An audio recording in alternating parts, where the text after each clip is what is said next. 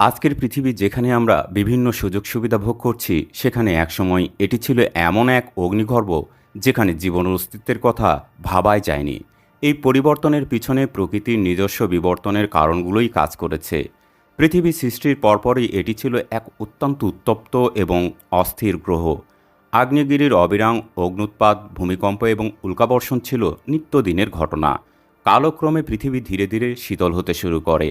এর ফলে পৃষ্ঠে কঠিন খনিজ পদার্থ জমতে শুরু করে এবং আবহাওয়া স্থিতিশীল হতে থাকে। এই স্থিতিশীল পরিবেশেই প্রথম জীবনের বীজ বপন হয়। সূর্যের আলো, পানি এবং অন্যান্য উপাদানের উপস্থিতিতে সরল এককোষী জীবের উদ্ভব হয়। এই দীর্ঘ বিবর্তনের ফলেই অবশেষে মানুষের আবির্ভাব হয়।